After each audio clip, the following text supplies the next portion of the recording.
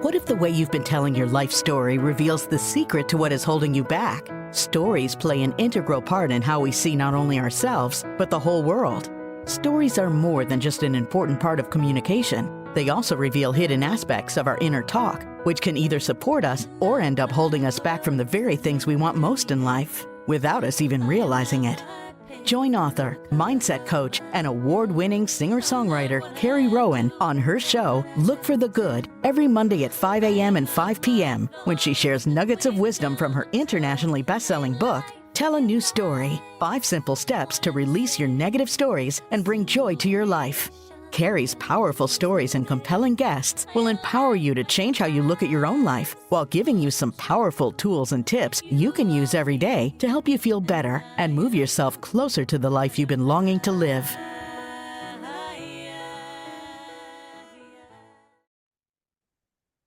Hello, everybody, and welcome to Look for the Good. I'm your host, Carrie Rowan, mindset strategist and coach, and I love sharing nuggets of wisdom about the stories we tell each other, but more importantly, those stories we tell ourselves.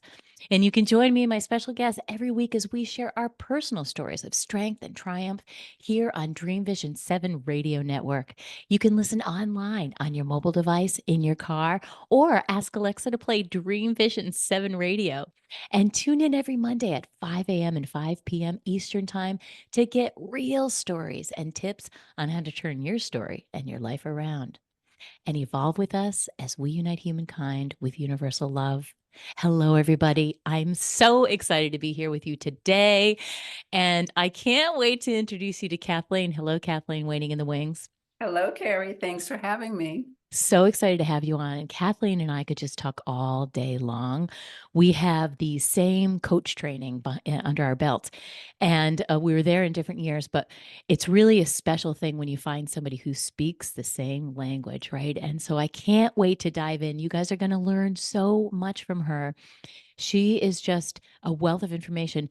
And some of the topics that we're talking about, I love talking about stories. We're going to talk about Kathy's story. We're going to talk about your story. We're going to talk about how to turn that story around. And sometimes that story is not exactly what you think it is. You might not like a story that you tell, but as I always tell my clients, there's a very noble reason behind why you tell that story. And it's okay. It's okay to embrace all of our stories, but then we can sort through them and decide, does this one serve me anymore? Yeah, no, let's get rid of that one. Or maybe this one's a good story, but let's polish it up. Let's focus on what's good about it. Let's focus on the strength I found through that story, because a lot of times we wouldn't be who we are or where we are without those very stories that made us stub our toe on them, right? So let's talk about that. We love talking about that and look for the good. Let me tell you a little bit about Kathy before we get started. She is a New England based certified personal and professional coach. She's always been focused on personal development, her own and others. In addition to local clients, she works with clients nationally and internationally. And I know a lot of you guys are listening internationally. She started her coaching practice, and her last name is Quinton. I didn't tell you, it's Kathleen Quinton. And I love the name of her practice because it's quintessential coaching. Is that not the coolest? And she loves to help people fulfill their goals, find their life purpose, and use their amazing gifts to reach their potential. And she believes that our happiness resides in how we think and what we think about, clarity, and taking strategic action with our personal and professional action plans. I love that. We all need an action plan. Right, Kathy? Yes, yes. We were talking about that briefly right before we got on. Yes, an action plan gets us to, first we have to get clarity, right? Before Yes. we make the action plan, we get very clear about what we want. And Yes. when we get into the feeling place of around what we want and find the self-belief that, oh, maybe this is real, maybe I can really do this, then we move ahead and put an action plan together. And I always start with just 3 small steps, chunk it all down, but steps that are very strategic and help people move forward. I love that. When you can sit, that's a gift. That's your superpower, right? When you can take something complex and simplify it for somebody, because in this world that we live in right now, everybody's feeling overwhelmed. There's so Yeah. much coming at us. We're so externally faced, and we forget to spend the time inside. And that, I feel like, is where you get your clarity. Yes, we have to get still and we have to listen to ourselves. And I find, a great tip I have learned over the years about finding clarity, because we think it's so easy to say, well, what do you want? When a client comes to us, many times they don't know what they want. They think I want, to move or this or that, but sometimes it's the same stuff, different place, right? So Yeah. we still have to do the inside work. And what I use to help people find clarity is, when they come to me, I want to figure out what they don't want, what's not working. Mm-hmm. I don't want to stay there, because as a coach, we don't want to marinate them and Mm-hmm. keep them in any kind of negative space, but we Mm-hmm. use just what they don't want for knowledge. And once we get Yeah. knowledge about it, we get very clear, laser focused on what they do want. And when we do that, then we put some action steps together. I actually have them work this out on, paper and pen, and then we scratch out very viciously everything they don't want. And we make a pact. No, you're not to focus there anymore, because Mm. that's the trigger. It just brings you right back to that unhealthy comfort zone, right? Or that Yes. unhealthy place. So what we want to do is we want to get out of that place and move forward I happily, love that. positively, right? Yes, happily. That's the thing. Yeah. But until you get that clarity, it's almost impossible. And I love what you just said, because I have said this for many years. Knowing what you don't want is what getting you closer to Knowledge. what you do want. Right, but you don't want to marinate in it. And Exactly. that's the thing, that's why people, keep putting, compartmentalizing it and throwing it away. Well, Mm. don't throw it away. Let's face it. Let's face Yep. it. Let's step out of it, give ourselves that bird's eye view, stepping out of it, get into a good feeling place of self-belief that I can have more for my life, because everyone can. And then we're not going to focus there anymore, because we've gone out of a toxic situation. We're stepping up. Yeah, I love that. And that feels so good. People don't realize, but clarity is freedom, right? Like It's a roadmap, getting right, it's the roadmap, getting compass. clear. It's amazing. It's like, if your windshield's dirty, you'd get out there and you'd clean it. It's the same thing. And I feel like a lot of people spend too much time looking in that rear view mirror. I'm going to use the car analogy here because it's a Oh, great yeah. one, Yeah. right? They're always looking in the little mirror about what happened. And that's why they feel depressed. That's why they feel bad, Right. and Yes. they get Yeah. so fixated on where they are, and if that was where we were supposed to look, I guess there would be a glass floorboard in our cars, right? If we're supposed to be looking at where we are, we're supposed Right. to be looking at where we're going and what we want. And cars and GPS systems, I feel like, just make the best analogies. Right. And enjoy it while we're doing it. And the best way to do that is to be a conscious thinker, because Yeah. we have something to be grateful for in every day, Yeah. right? But I do agree, clarity is that compass. Yeah. Without it, we're spinning our wheels a little bit without clarity. And So that true. is an ungrounded, you see a tree going back and forth, and it may break with the next storm. Mm. I want to be a redwood tree. I want to have Yeah. clarity about what I'm doing and stand a little firm when all this noise comes at us. And you brought up a great point. There's a lot of noise in the world right now. There's a lot of anxiety. And Mm. literally, the best way for us to combat that is to get still, figure out what we can do for ourselves and in our people, Mm-hmm. and put some action steps together, show some gratitude, and stay grounded, Love it. and we'll weather it. Well, I love that analogy of the storm too, and the tree, because as you and I both know, flexibility is the key, not only in our physical bodies, right?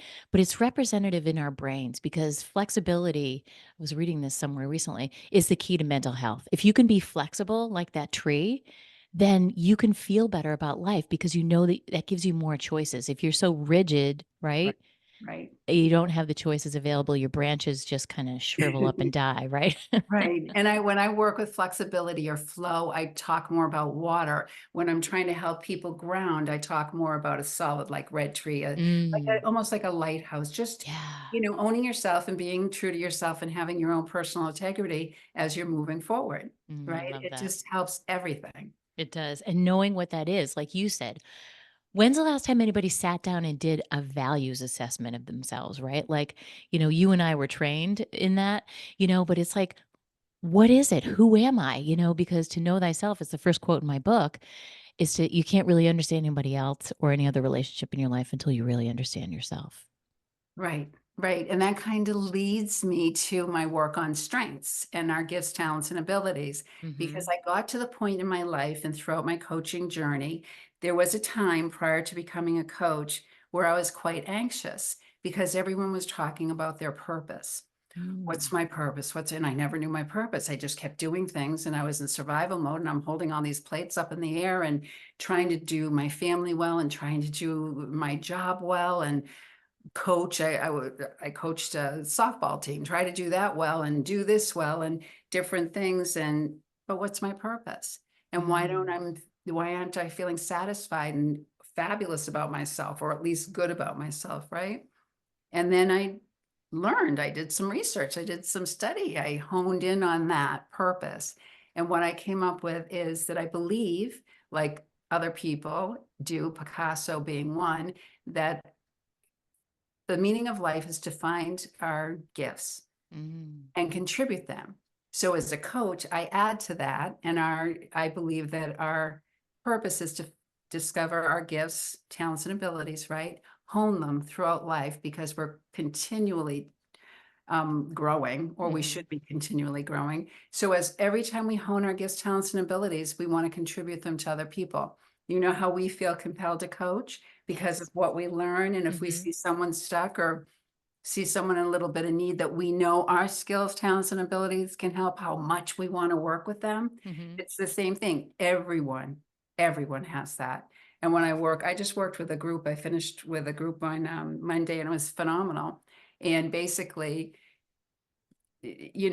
so much organic healing came out of the group work when we worked on their strengths, when they realized, oh my gosh, I've been using my purpose my whole life. It took so much pressure off their shoulders because everything they did, that they used their skills, talents, and abilities, their strengths, helped them accomplish whatever they accomplished, right? That's That's all we have amazing. to do, is just Yes. whatever we move into, use our skills, talents, and abilities, and we're serving our purpose. And Oh, when that makes it so easy, right? and well, I had one of the women say to me on Monday, that's the best thing that came out of this for me. And I'm thinking there's other things that came out of for other people. Yep. We talked about all different things, but for her, she needed to know that purpose thing was stressing her out. Like it did Yes. me back in the day. It's And so she was true. able to let it go. It's so true. People search for a lifetime. I know somebody who did a 4-year training class to find purpose, and she's still not really sure. So, yeah, you just need to get that clarity. And once you can, that's a big one. I was lucky enough. I had a dad who was very inspirational. And one of the things he said to me when I was really much younger, he said, Carrie, those are talents. Those are God-given talents. Call it Mhm. what you will, but those are talents, and it is your responsibility to give them back to the world. That's why they were given to you in the first place. And it's something about that, I talk about that in my book, really struck me right to my core and my heart, and I took that in. And I've tried to do that throughout my life, and I love that you've incorporated that into your coaching. Oh, that's a huge part of my coaching. And then that leads to when people wake up to the fact that, oh my gosh, I have all these strengths. And in my book, Strength Becomes You, the title is because our strengths help us become the people we are and what we have to Yeah, offer to the world, right? it's a great Yeah, I title. think your father sounds like a phenomenal person, and it Mhm. is true, but I also try to coach where you can use your purpose by reorganizing your house, decluttering your house, making an incredible meal, doing the laundry, doing mundane things, that it doesn't always have to be stress. It Mm, doesn't always have to be this big thing, mhm. but you're doing what you're meant to do when you're using them. And that's when you're feeling good. And when you can help other people with them, that's when you find joy, which we learned a lot with our coaching, Yes. the 6 human needs. Yes, yes, and it's all about, you said the key, right? The joy. It's all about the joy, right? Then that's in my book title as well. That's in my Professor of Happiness and Joy. My clients dub me that. It's all about Mhm. finding that joy. And it's funny because I feel like everybody that comes to me, especially like kind of, middle-aged women, they forgot what it is that they love. Like we were talking about. They forgot what they loved. They don't have joy because they forgot to put that stuff in their schedule. We're so busy trying to get it all done, whatever that means. Right. And then all they need is a little bit of stillness to Mm, rediscover themselves, rediscover obviously their gifts, talents, and abilities, yep. which, by the way, once they do, they already start getting grounded in it. And Yeah. we start feeling really good at, oh my gosh, I can do this. I do have this strength. I mean, we're Yeah. all unique. And as you and I talked again before we got on, everyone has a superpower, I love that. or Everyone maybe has a many, superpower. right? You just had to figure out what it is. Tell us, tell us more about your book, because Strength Becomes You is a really beautiful title. Again, some more play Thank on word you. in there. I love that. Thank you. Talk about that a little bit. How do you help people discover what those strengths are and how to enhance their lives with them? One of the best ways for your listeners, if they want to know or discover their strengths and they're confused about it, which they could be. I've Hmm. had clients come to me and I'll say, well, oh, let's put a list together of your strengths. And I'll have a client literally maybe write 3. And I've talked to them for an hour and I know like 10. Yeah, right? So we are so tough on ourselves, We right? are. And we want to get to that place where we're good enough as we are. And everything Yeah. we add to it is gravy and frosting, right?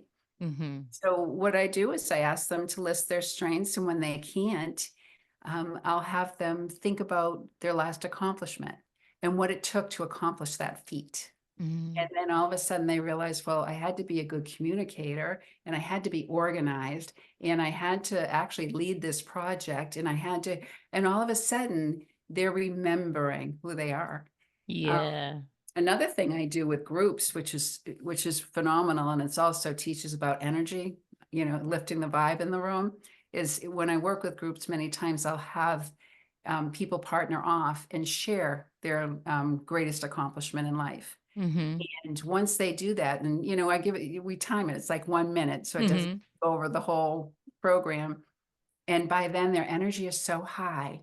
They're remembering themselves. They're with people that are, growing together with them, and the energy is shared and it becomes multiplied. I And love that. yeah, and then we have to work on the triggers when they go home. Yep. Leave empowered, and then life, hits them again, and we have to help them come back to that place. Give Man, them it being the right. I love skills. that. Yes, the skills to come back to that good feeling place. Yes. I agree with what you're saying. I love the group coaching. And if anybody listening has never experienced it, you must, because when I do my group class, it's probably one of the favorite things that I do aside from the podcast. Because like you said, the transformation that happens in the group and amongst the people in that group and the relationships that get forged in that group, the synergy is it's way more than you could even get, I think, one-on-one in a lot of cases. Oh, absolutely. The healing is tremendous. And it brings me back to one of the oldest self-help books ever, Think and Grow Rich. Mhm. Napoleon Hill in that book talks about shared energy and Yeah. how it multiplies the learning and the process and the accomplishing of a goal. And I'll tell you, every time I work with a group, I experience it. And the longer I work with a group, I mean, things can happen in one day, but if you work with them like for, 3 weeks, 3 months, it's life changing for It sure everyone, is. myself included, because the energy shared, we all lift each other up. And I totally agree. then we kind of, once you know, you can't unknow. Once you know you're Exactly. good enough, you can't all of a Yeah. sudden go and think you're not good enough anymore. You throw that one away, right? I love that. I say that all the time. I say that's what I love the most about this work is that once you start to understand, I mean, for me, it's all about the stories. Once you start to catch yourself and you hear yourself, that's a story that you just said that I'm not worthy of love or whatever. It's a very popular and for most people. And once you understand that and you catch yourself saying you can't go back to not you'll never go back to saying that story the same way that you used to because Right. you like the higher energy. You don't want to bring anything down with that. And you know it's not true anymore and you've accepted that and worked through it. Right, exactly. And what you call stories, the negative self-talk, I call gremlins. And trigger, I always say to Mhm. my client, when you're triggered, when you're not feeling good about yourself, get very still and hear what you're saying to yourself, which in your words would be stories, and my words would, what gremlins at play? I love it. What are we gonna flick away here? Yeah. What are we Get them gonna off your put shoulder. right, exactly, exactly. I love that. I think it's really powerful. And that's the beauty of this work. I love that group coaching and I'll assign accountability partners for each other. But some of these people are still good friends to this day, and they might have been in my class, a couple of years ago, because the power of that and having somebody that you can be accountable with and Yes. share with and speak the same language with in and of itself is just a healing, beautiful thing to have in your life.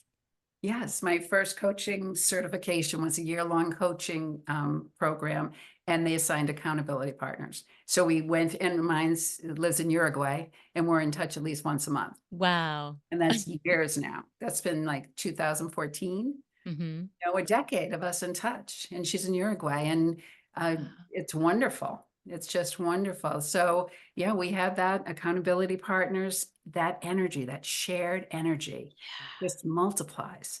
Because everything is energy, right? We're all Everything is energy. energy. Everything's Everything. it's not woo-woo, it's just fact. We're Yes. all energy, right? And you don't have Yes. to understand how it works. I can walk in my office and flip the light switch. I don't have to understand really how that works. I just have to know it works, right? And Yes. know that that shared energy is going to bring me, because you can feel it. We're all feelers, and when we can spend that time, tap into ourselves and feel that energy, you become less tolerant of the lower vibe energies once you spend a lot of time up there. Would you Right. agree with Right. that? I would agree with that. I would, my cat's going to come join us here. Oh, the cats are high vibe, so he can. He's missing me. I would agree with that. I think that we have to, I work hard to put in place coping skills and the skill sets for when they do get triggered. And I'll tell them Mhm. right in the groups, and I'll tell them right in the coaching, when you leave me and we're not coaching together, because we're a powerful team. And I'll let them know we have a partnership that's crazy good. And Mhm. or we have a team when it's group coaching, right? And I'll say, if when you leave and go back to life, you have to incorporate, I mean, when we change, we have to change other things. Mm. We learned in our strategic intervention training that we both shared that when you work with a client, you're actually working with the 6 people closest to them. Right. Because when they change, the people around them notice and make a shift themselves. When So they true. become empowered, everyone, because they give people permission to become empowered too. I love that. It's just a transfer of wonderful energy, It powerful. really is. We're all just a reflection of each other. And when one person changes in the group, especially in a family unit like that, then Right. everybody steps up to especially when it's a higher level, good change, Right. right? Everybody Right. steps up because they want to live at that higher level. Sometimes they just don't know how to get there. And we come stuck in our routines. Yeah. So we're going to break real quick, everybody, with a word from our sponsor. So don't go anywhere. We'll be right back with Kathy. Hello, everybody, and welcome back to Look for the Good. I'm so excited to be here with Kathy Quinton. We're having the most incredible discussion about coaching and strengths and all sorts of incredible things. We want to empower my listeners. We love this conversation so much. I love to talk about something that we talk about when we first got on a call together. And we're talking about sort of imposter syndrome and not feeling like people are worthy to step into whatever those gifts are. And when they uncover those things or deciding what their purpose is, it comes up for everybody, by the way. It's the studies have been done that show that no matter how many letters you have after your name, you feel imposter syndrome when you go to step out of your comfort zone and do something new. So I love what you said about that. You said it's a bit more than confidence. Let's talk a little bit about that, and how that, revolves around really self-love. Sure, sure. Well, I was on a panel at a conference last year, and the topic that the facilitator wanted us to discuss was imposter syndrome. So I kind of did a deep dive on it a little bit and learned a little more about it, although I experienced it my first year becoming a coach. The first year I took a year certification, and I was certified, and I just wasn't coaching. I didn't step into the role yet.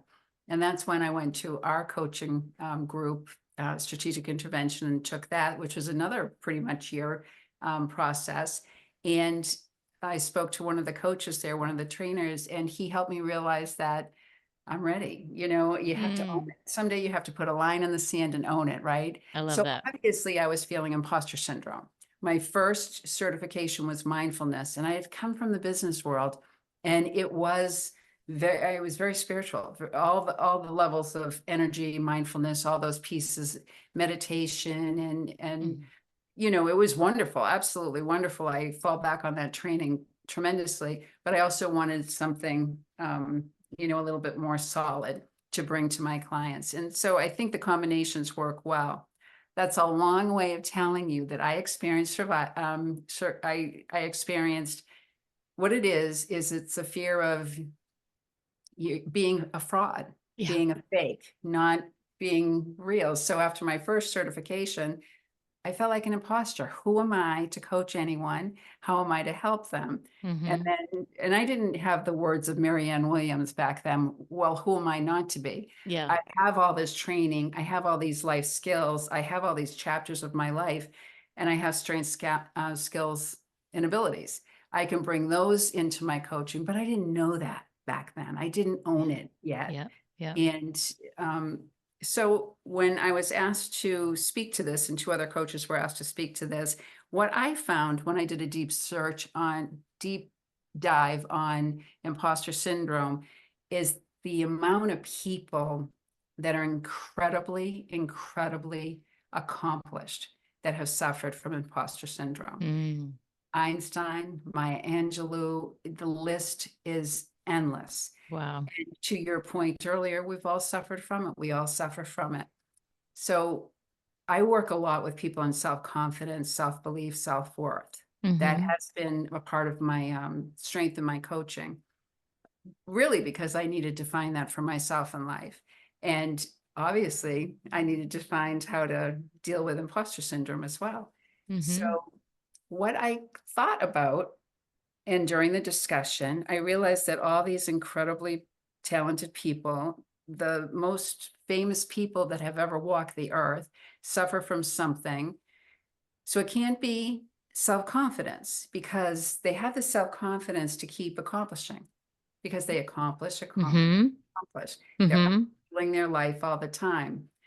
So they have the self-confidence and they have the self-belief in themselves that they can accomplish that particular task. But once they do it, they look around and there's not the joy and the happiness or the celebration that they just accomplished that. What they have is, oh my God, I think that happened by accident. Or they tell themselves a story, Carrie. Yeah. Yeah.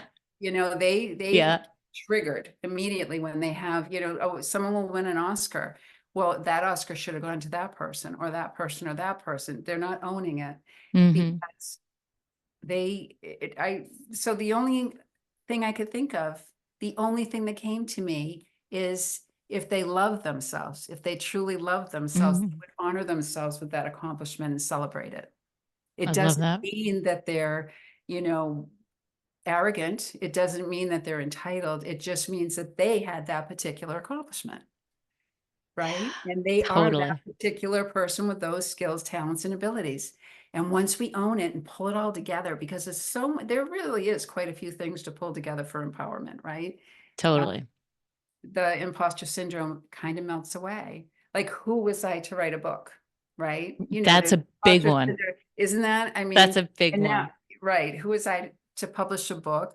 Well, again, you know, I had all this that I was compelled to share with other people that I had learned because my journey needed to learn these things. And then when I understood that there are things that help you feel more confident, believe in yourself, and move forward, and there are processes that help you do these things as well, I stepped into it. I love that, because we teach that which we need to learn, right? I mean, we wrote those books because we want to share, but we wrote those books because we needed to write those books, right? Yes, you were That's the compelled. reason you were compelled. There's something in us. And within that journey of, I'm just using that as the example, writing that book, we transform, we grow, we learn more about ourselves, and then, you know, we offer that same gift to the world, and we're really just a reflection of ourselves, showing people that you can do it, like you said before, giving people permission to be empowered as well, because if we can do it, then they can do it too. Right. And it's funny that you're saying that, because it's reminding me of the group I was just with. They were middle-aged or older women. And there's a lot of lifelong conditioning that comes with that. And Big we time. worked on taking a lot of that conditioning off their shoulders and kind of blooming, and there was a lot of that good stuff happening. And it just was, it was stories that they were telling themselves, and they were not stepping into who they are and all what they offered, because they may not have done it themselves, but because of all the work and the things that they were doing to keep their family alive or keep their company alive or keep someone else's business alive, other people were able to succeed. So we were even able to help them feel empowered for, they may not have had the top accomplishment, but then they realized that without them lifting that person up, that person wouldn't have had the top accomplishment. Wow. It was just, it was just mind-boggling how they moved forward with that. I And love things that. changed within 4 weeks, where they were coming in with different stories. Really? It was See? fabulous. Ah, Yeah, and that is a feeling. And when you have the group to share it with again, and then you're learning from everybody else's stories. Everybody's having these aha moments. You come yeah, in with your own story, but then you hear somebody else's and you're like, I never thought of it that way. And you can immediately apply it to your own life. I feel like that's really such a gift and such a power that's hidden. Sometimes it's hard to describe that to somebody unless they've been in a group like that. exactly, exactly. It's all energy. It's all, raising the vibration. It's all unbelievable. It's kind of a lot of love in the room, right? Yeah. It's like, Mhm. this group I was just with, when I said goodbye to them on Monday, I said, you're my people now. If I see you in the market, if I see you on the street, you're my people. We went through this together, right? I And love that.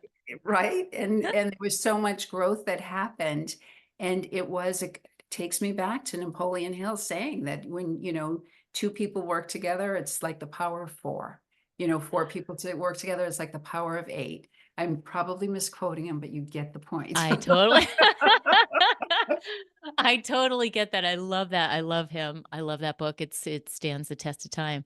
It And does. it just really I love that when there's something that's so true, it's undeniable, right? Like about managing your energy. And I talk a lot about that in my book too. It's like you said before, once you become aware of it, because I don't think a lot of people are aware of it. Yet, if you stop for a second and you say to somebody, well, you know how that person's feeling just by like reading their energy. You do it all the time. You just do it on such a fast subconscious level. Right. You don't Right. even realize you're always assessing others' energy. So you're already doing Yes. it. You're just becoming Yeah. aware of what you're doing. Right. Right. And how we can clear our energy a little bit is to practice self-care and self-love. And that's Yeah. a big piece for my work in 2024. I have kind of I talked talk a lot about self-confidence, self-worth, self-belief, swimming in this pond. Hmm. And for the older generation, they think if they think anything of themselves, they're being conceited, that they're not humble enough, that it's arrogant.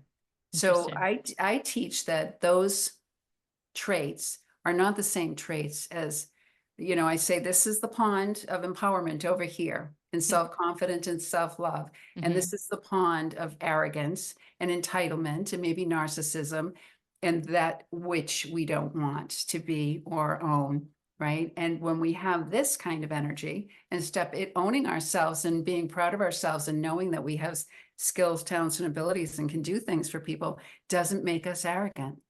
Not at all. It's such a Not at different all. flavor. It's a different energy. If you're looking at the energy scale, right? Like I love the emotional guidance scale. Yeah.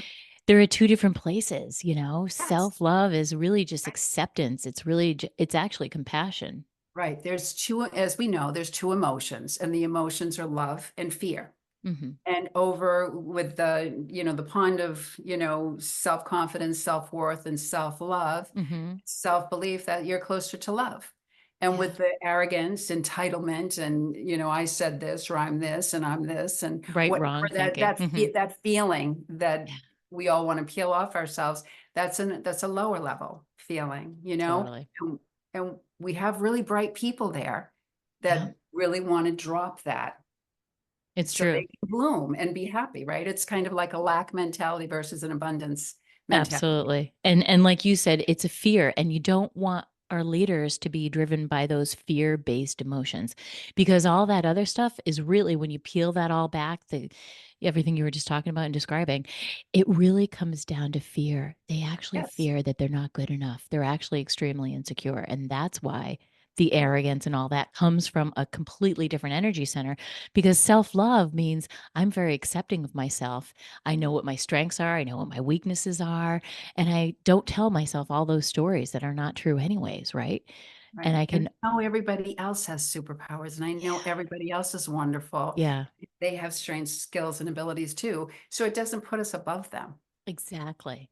or It's it below them. exactly.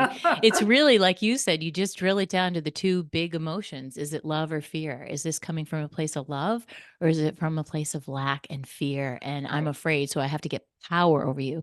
Those other things are really designed to get power over somebody else because they feel like they don't have the power.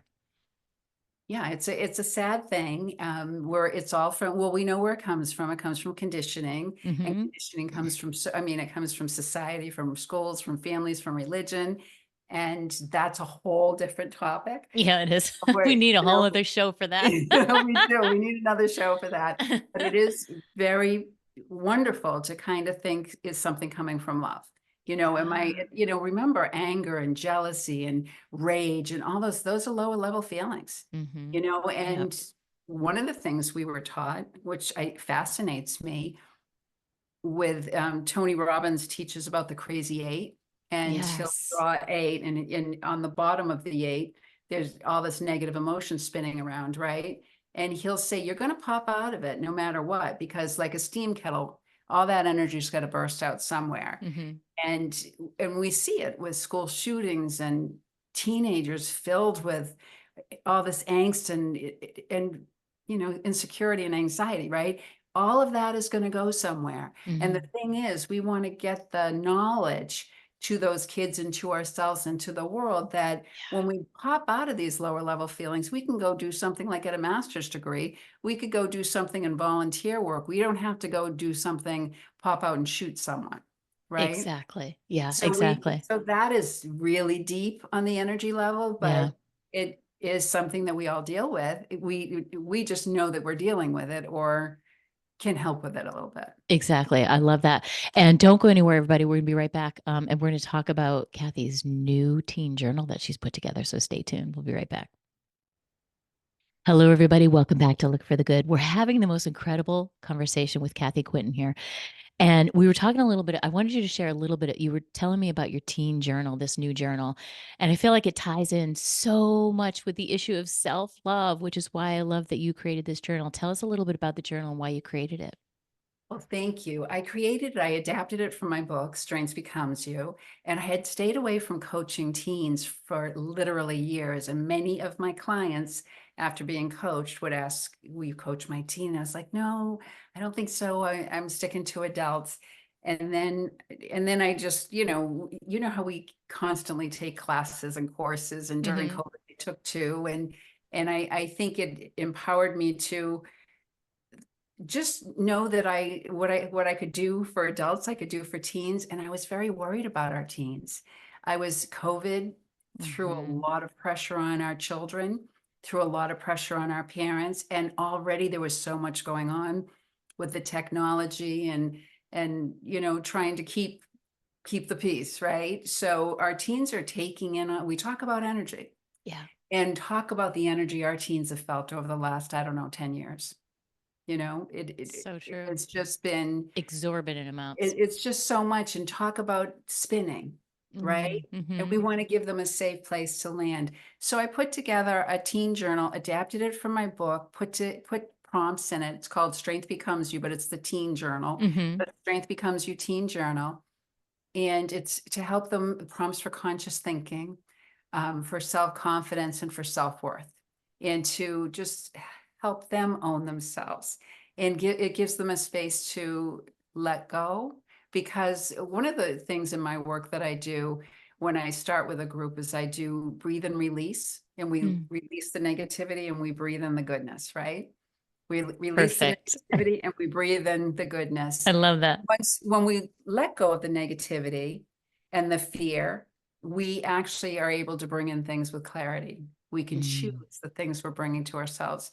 So and then that's a big piece of conscious thinking. So that is, I went in the direction for teens. My teen years were very difficult. It was crazy, competitive, just, a very tough time for me. And I learned a lot from it because I went through it. Again, what we learn what we need to learn. Hmm. And Hmm. I have a soft spot for teens. I have a soft spot for children. I work with Yeah. adults mostly, but I have an incredible soft spot for what's going on in the world with our children and our teens. Yeah, I agree with you totally because they're the group. That's where the biggest need is for the mental health. They're struggling. They Yes. struggled more than everybody during COVID. They got hit really more than anybody between school and all the changes Yes. and being home. It just, the whole thing was a very much a disruption and they missed out on a lot, right? Like they missed proms and graduations and all these crazy Everything, things Carrie. that we looked forward to. That graduation was the biggest thing ever in high school, right? Right. They So, missed out. They may have learned things, but they missed out. But talk about getting their yeah, world wrong. totally. Talk about being thrown asunder and not being grounded and And feeling unsafe. yes, And one of our exactly. human needs, bar none, our top human need and the sixth human need is certainty. And these kids needed to feel safe. Yeah. And all of a sudden, there was just so much coming at them, and Mm, their world was rocked. So, it doesn't hurt to help them settle down and learn their skills, talents, and abilities too, and to know that they're good enough. They were born good enough, and all this conditioning and all this noise can be put away a little bit, and they yeah, can, get grounded and think clearly. So I that's love that. that's where I went with the journal. I love that you adapted it with the same title that I love. And I feel like the good enough thing is such a common theme for these teens, this generation. They don't feel good enough. Let's talk a little bit about that, like how this journaling can help them start to establish that, hey, wait a second, I came here good enough. Right. There's prompts in it throughout. When I'm working with adults, I actually do this little process, little exercise, and I will have them put out their right hand, and in their right hand, and your listeners can do it right now, and you can do it if you'd like. But if they put out their right hand, and I Hmm. have them put the person that they think, dead or alive, that is the most amazing person that's ever walked on the planet, in their right hand. Hmm. And then I have them see that person as a newborn baby. And then I have them put their left hand out. And in that left hand, I have them put themselves as a newborn baby. And then Hmm. I will say to them, okay, you tell me which child the universe, God, all that is, prefers. And they all just look at me. And I'm like, of course. And they come up, well, of course, the universe and God and all that is, we're the same. They prefer us both. And it's, yeah, that's it. So it's the stories we Mm, write, the conditioning we have. We were born good enough. We don't need to do anything else. Everything else exactly. is just gravy, right? So true. But the stories, like you said, and I love digging into those stories because you find the stories that have the biggest grip on us were put in there before we were even 7 years old, right? When where our brains were like sponges, and they were put in there sometimes by well-intending adults, Always, teachers, almost always. parents, right? Mhm. Aunts, uncles. And sometimes it's just a small comment and a passing by, but it I know, sticks. It sticks to that sticky glue of their brains are like sticky notes at that age, right? And we're right. taking so much in and that just gets stuck. And then they find themselves saying it to themselves before they even realize they are. It's just that repeating tape over and over. And we run our lives on that until we decide to just stop and take a look and say, hey, wait a second. Do I really want my life to be run by stories that I captured when I was like under 7 years old? What did I know back then? Right, and they're not even truth. I say in my book, and I talk about that a lot with the negative self-talk. We play it over and over and over so much, sometimes 300,000 times, to Right. that we actually start believing it. I mean, we've seen people believe things that aren't true. We've seen it Right. in society, and they believe it, and we know it's not true. Look at what we've done to ourselves. I was in a play when I was in third grade, and I had the lead, and I was all excited, and I had the lead, and I kept learning, and the music teacher, her name was Mrs. Smith, and she kept looking at me and the other girl that had the lead, because we were going to do day or night. We were both going to be leads. And she never knew which one to go with, so she went with both of us. And anyway, the day of the play came and they opened the curtain and I stood there. I just froze. I couldn't move. I couldn't talk. I couldn't blink. I was a deer. I was the deer caught in headlights. I was the person that they came up with that expression for. I was there, deer caught in headlights, couldn't speak. So that took me decades to get over. Now, if you have Wow. me in a small group, you have me one-on-one, I probably talk too much. But you put me in front of a crowd, I was that deer, deer caught in headlights, third grader. Wow. I mean, because I wrote a story about that I was not good enough. I disappointed Mrs. Smith, and she looked at me like, oh Oh. my God, she couldn't believe her whole play was going to go down that way. And I just carried that burden forth for decades till, Oh no. obviously, till I figured it out. So we take these stories that we're not good enough and we turn them into a truth. And one of the things that coaching helps so much with is to unblock all of that, to throw it away, to ban it, to banish it, to send it where it should go. Again, release it all, out to the Yes. universe, just release it, pull in the good stuff. And I always say to my clients, if not now, when? Yeah, I love that. And the sooner we can get to our kids and our teens, and I mean, we have teens out there, some so angry, what are they going to do with that energy? Some so sad, what are they going to do with that energy? Some hiding their gifts, talents and abilities because they don't want to stick out and shine, because they're afraid that if they shine, these people aren't going to like them. There's so many, all the stuff that we had as teenagers is multiplied right Oh, now. it's exacerbated. Totally. Yes. Yeah, big time. It's- I love that. Yeah, because you really you're stripping that away. And think about what if somebody taught us that when we were teens, right? Yes. We had to learn that on our own later in life. It's not something they teach. And so if we can get to those kids, and I used to love working with kids through music, as you and I spoke about before. And if we can teach them that it's okay, we all feel that way sometimes, but we don't have to feel that way any longer.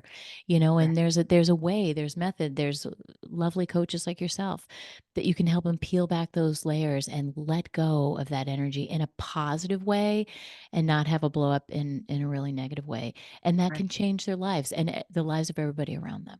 Right. And there's so many ways to help them. And I'd love to see to take this a step further, and a place where I don't know if we're close to this yet, but I certainly hope we're close to this. I would love to see coaches in our schools. Oh, From absolutely. K to 12th grade. I think it would drastically cut down on bullying. I think that might be, ban. I mean, really, if a child knew that they're bullying another child because they don't feel significant, they're not going to want to bully that child because they're going to be embarrassed that they don't feel significant. So there's so many layers and textures to helping with coaching, that if we started, about love and fear in kindergarten, and smiley faces and being positive and speaking nicely, and moving it on up to more relevant, Yes. conversations for someone in 12th grade. Right. I think it would really go a long way to helping what's going on. I think so. Absolutely. Understanding their emotions. Think about how many adults we know that can't even handle their own emotions. How could they handle anybody else's, right? The emotional piece is so important. And we're not taught that. And so to have somebody there at school, that's more than just one counselor taking care of the whole school, which has got to be so overwhelming. Right. And the teachers can't do it because they're doing, I mean, oh my gosh, So can we throw much. more on their shoulders? No. Right? It's like No. nurses and Yeah. what we did to the nurses and the teachers over COVID. Oh, Oh, it breaks my heart. yeah, exactly. Agreed. It's powerful. And so they could, parents who are listening in can go get a copy of your book and tell them, where can they find you? Where can they find your website and find out more about you? Okay, my website is quintessential-coaching.com. Can you They spell it for us? sure, Because in radio, we love to spell things. thank you. It's Quint, essential, the word essential, ESSENTIAL. And you have to remember the dash, quintessentialcoaching.com. And my email is Kathy@quintessentialcoaching.com. They can reach me via email, go on my website, and my books are on Amazon.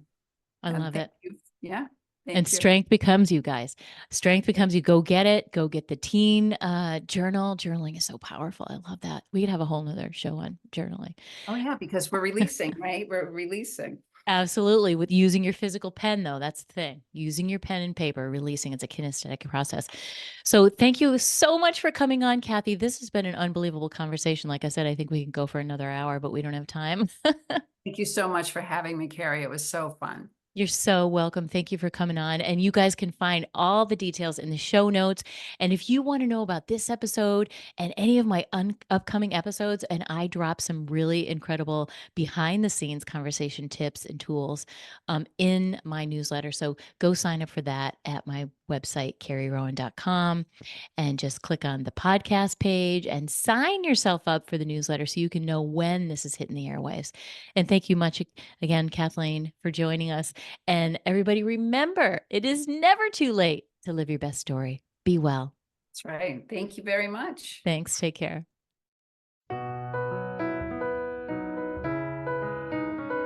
Thanks for tuning in to Look for the Good with your host, Carrie Rowan, best-selling author and mindset coach. Join us every Monday at 5 a.m. and 5 p.m. right here at Dream Vision 7 Radio Network. If you weren't able to catch an episode, no worries. Just visit our website to find all the archived episodes of Look for the Good on demand, so you don't miss a thing. And remember, it's never too late to live your best story. For additional resources or to find out about how you can work with Carrie directly, visit carrierowan.com for more details.